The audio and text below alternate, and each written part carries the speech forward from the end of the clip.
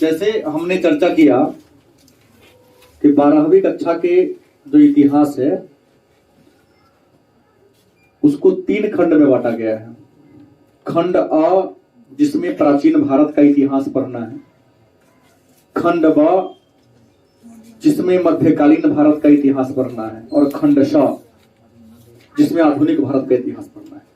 तो प्राचीन भारत का इतिहास यदि हम पढ़ना प्रारंभ करें हैं तो किसी विषय के बारे में जब पढ़ना शुरू करें तो उसके बारे में हमको पहला प्रश्न ये पढ़ना होता है उसके विषय के बारे में जानकारी के स्रोत। ये प्रश्न स्नातक पार्ट 1 में किस पहले का प्रश्न ही पूछता है कि प्राचीन भारत के इतिहास के अध्ययन के स्रोत पर प्रकाश डालें। और आप सबके लिए 12वीं कक्षा के लिए यहां से एक प्रश्न आता है 2 नंबर का कि प्राचीन भारत के इतिहास के अध्ययन के स्रोत पर प्रकाश डालें। कहने के लिए 2 नंबर का प्रश्न है कि इस टॉपिक से हर साल फाइनल परीक्षा में 10 अंक का प्रश्न पूछा जाता है। मतलब हम प्राचीन भारत चैप्टर 1 से चैप्टर 4 तक पढ़ेंगे, लेकिन उसकी भूमिका, इसे बिल्डिंग को बनाने के लिए पहले उसका नक्शा तैयार किया जाता है। तो एज लाइक हम लोग नक्शा तैयार कर रहे हैं कि हमें क्या क्या पढ़ना है यहां पर। तो प्राचीन भारत के इतिहास के अध्ययन के स्रोत। तो प्राचीन भारत का मतलब क्या होता है? पुराना भारत, पहले का भारत। इतिहास के माने अतीत के, अध्ययन के स्रोत मतलब जानने के स्रोत। प्राचीन भारत के बारे में जानने के स्रोत क्या क्या है? जैसे अगर हम किसी एक व्यक्ति के बारे में हमें जानना, खड़ा हो जाओ, जैसे इसके बारे में हमको जानना, कैसे जानेंगे?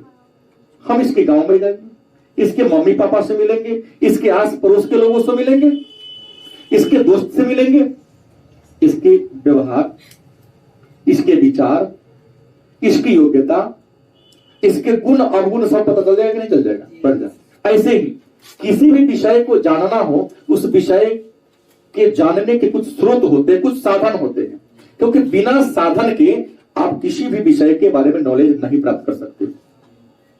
गलत या सही? सही बात है। तो आपके मन में एक प्रश्न होगा कि प्राचीन भारत के बारे में जानकारी प्राप्त करने के स्रोत, साधन कौन कौन है? तो प्राचीन भारत के इतिहास के बारे में जानकारी प्राप्त करने के अनेक सारे स्रोत हैं, अनेक सारे स्रोत हैं, लेकिन इन स्रोतों को अध्ययन की सुविधा के दृष्टिकोण से विद्वानों ने 2 वर्गों में बांटा है। कितने वर्गों में बांटा है? 2 वर्गों में बांटा है। पहला है पुरातत्व,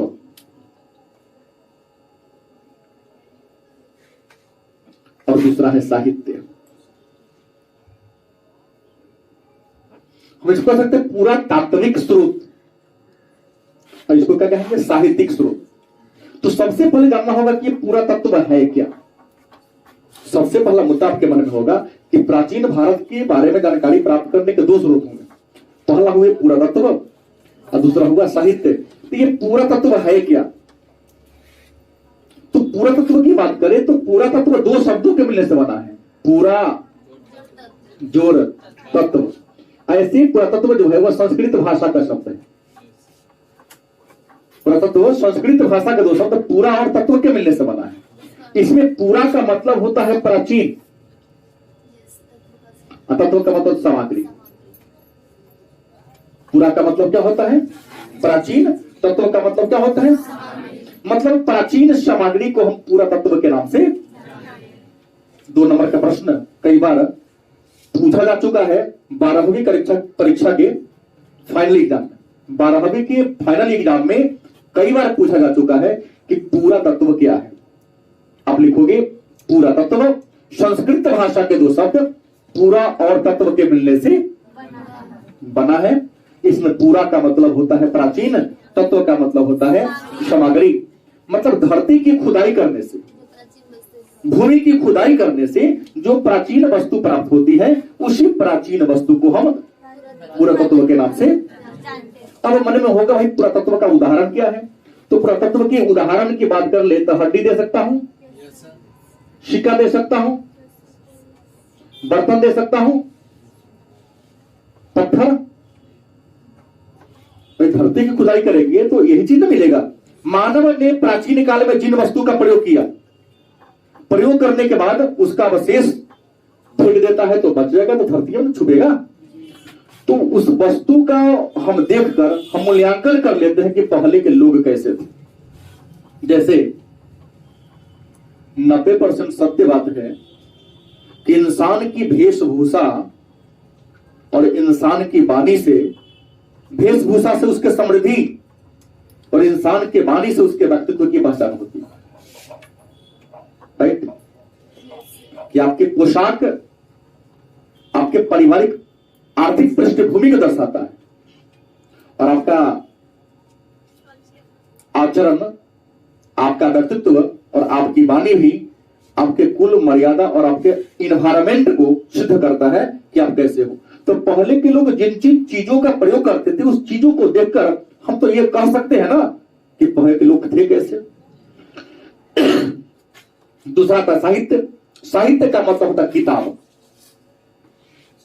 साहित्य का मतलब क्या होता है? पुस्तक, किताब।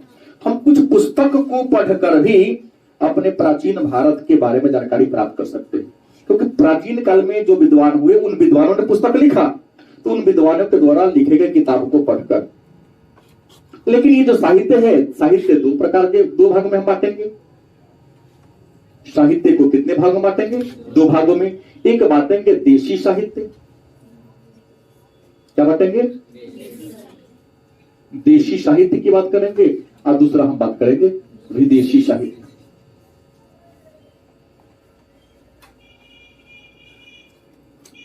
अब देशी साहित्य मतलब क्या हुआ? अपने देश का साहित्य।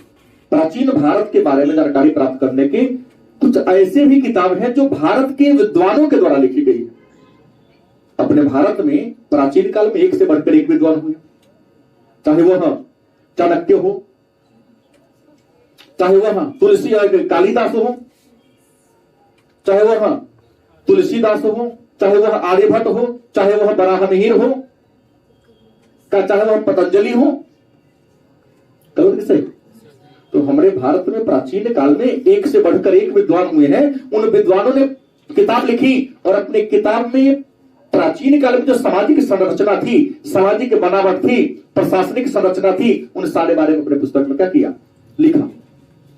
देशी साहित्य, देश के विद्वानों के द्वारा लिखी गई पुस्तक। दूसरा विदेशी साहित्य, मतलब दूसरे देश के। विदेशी साहित्य मतलब दूसरे देश के विद्वानों ने भी प्राचीन भारत के रीति रिवाज, परंपरा, साहित्य और संस्कृति के बारे में लिखा। गलत किसे? तो विदेशी विद्वान जिन्होंने अपने पुस्तक में भारतीय संस्कृति का, भारत के शासन व्यवस्था का, भारत के सामाजिक आर्थिक संरचना के बारे में लिखा। कई किताबें हैं। इसमें एक नाम पहला आता है हिस्टोरिका। इसका नाम आता है हिस्टोरिका। एक पुस्तक है जिसके लेखक कौन है? इरेटोस्थनीज। हिस्टोरिका में भी प्राचीन भारत के बारे में थोड़ी सी जानकारी मिलती है। हिस्टोरिका हेरोडोटस ने लिखा है। अच्छा। हिस्टोरिका को हेरोडोटस ने लिखा है। दूसरा है इंडिका। इंडिका यूनान के बहुत बड़े दार्शनिक, बहुत बड़े विद्वान मेगास्थनीज ने लिखा है। और मेगास्थनीज राजदूत बनकर, चैप्टर संख्या 2 में हम आपको पढ़ाएंगे, राजदूत बनकर इंडिया में आया था। सेल्यूकस निकेटर का राजदूत बनकर चंद्रगुप्त मौर्य के दरबार में आया था। इस इंडिका की रचना यूनान के महान दार्शनिक, महान विद्वान मेगास्थनीज ने किया। वो भारत में रहकर इस किताब को लिखा। इस किताब से भी मौर्यकालीन सामाजिक, आर्थिक, राजनीतिक और प्रशासनिक व्यवस्था का उल्लेख। और भी बहुत सारे पुस्तक हैं, जैसे चचनामा अल मसूदी का। और भी एक किताब है चचनामा। अरबों के सिंध पर, अरबों ने सिंध पर कैसे आक्रमण किया, उस पूरी कहानी का इसमें क्या है वर्णन है। तो कुछ विदेशी विद्वानों के द्वारा लिखा गया किताब हमारे प्राचीन भारत के बारे में जानकारी देते हैं। देशी साहित्य की बात कर लें। देशी साहित्य मतलब अपने देश की किताब। ये देशी साहित्य के भी दो प्रकार हैं। देशी साहित्य के कितने रूप हैं? कितने वर्ग हैं? 2 वर्ग हैं। एक धार्मिक साहित्य, दूसरा क्या होगा? धार्मिक। धार्मिक साहित्य का मतलब क्या? धर्म की पुस्तक।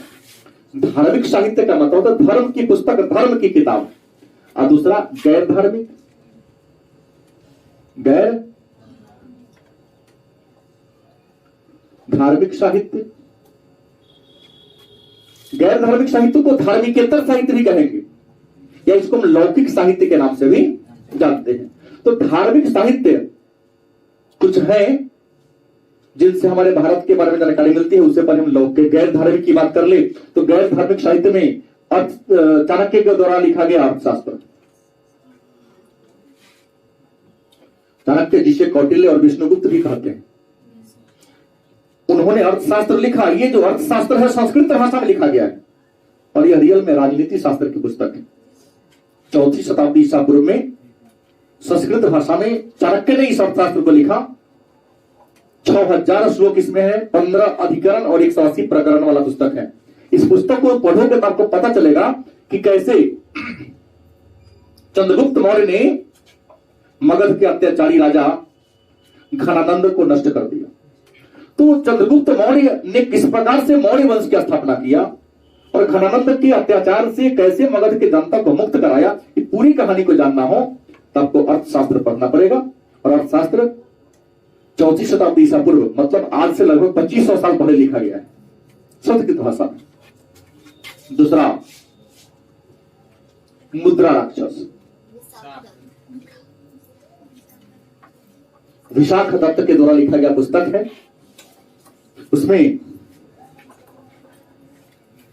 लिखा गया है, विशाख दत्त ने लिखा है मुद्रा राक्षस में कि कैसे चाणक्य ने अपने कुटिल विचारधारा से नंद वंश का सफाया कर दिया।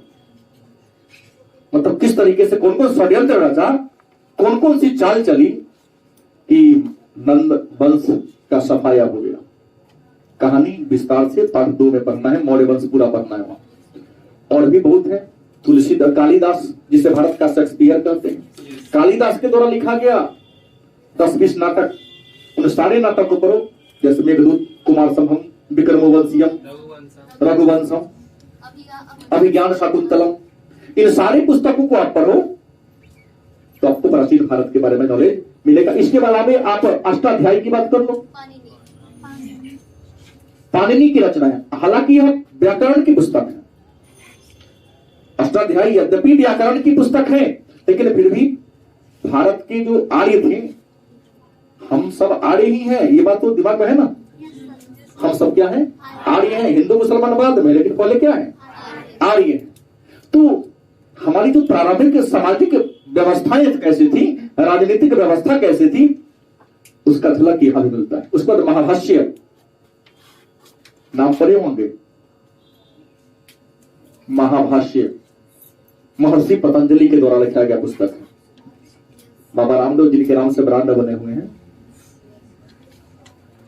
उस पतंजलि एक ऋषि थे, बहुत बड़े ऋषि, जिनके दर्शन, उनके सिद्धांत का नाम है योग सूत्र।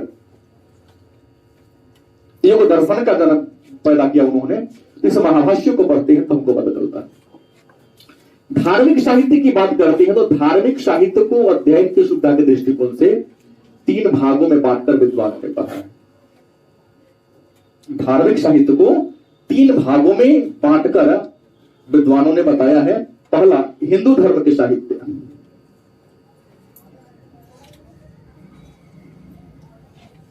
या हिंदू धर्म के ग्रंथ।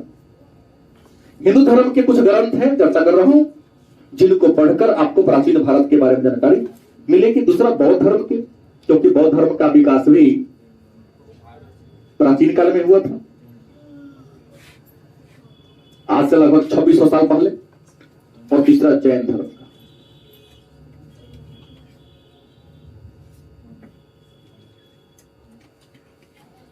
मतलब हिंदू धर्म के ग्रंथ, बौद्ध धर्म के ग्रंथ और जैन धर्म के ग्रंथ, मतलब पुस्तक को पढ़कर आपको प्राचीन भारत के बारे में जानकारी मिलती है। जैन धर्म के बारे में विस्तार से नहीं बता पाऊंगा। जैन धर्म के जैन साहित्य को आगम कहते हैं।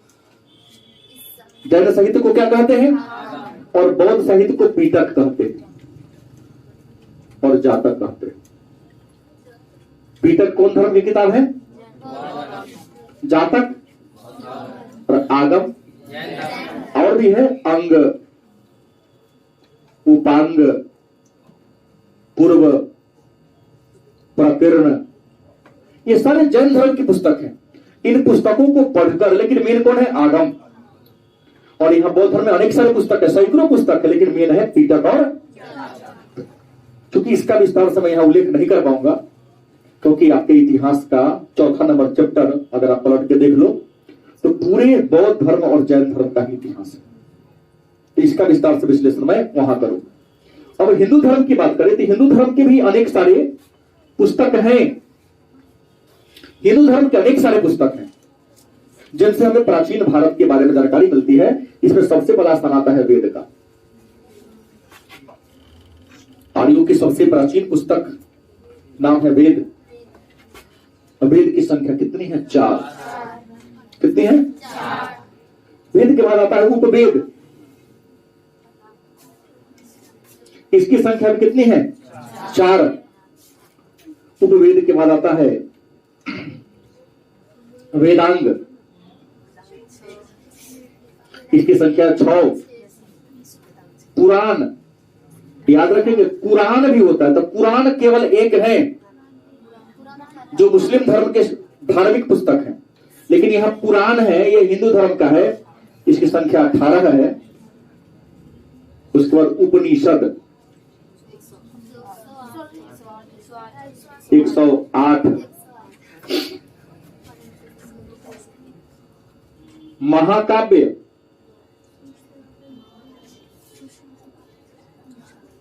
इसकी संख्या कितनी है? 2। स्मृति 9। ब्राह्मण साहित्य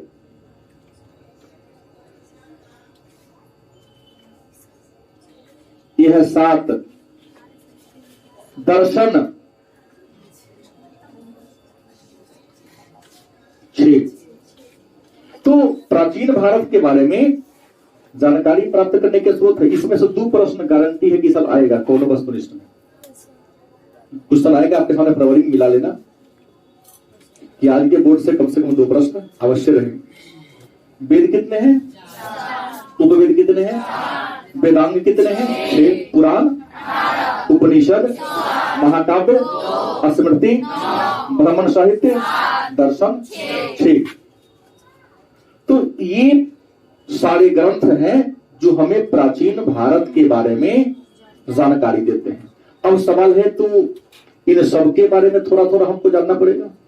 तो कल के क्लास में हम लोग वेद और जहां तक समय होगा वहां तक हम चर्चा करेंगे। ठीक है, आज इतना ही रहेगा।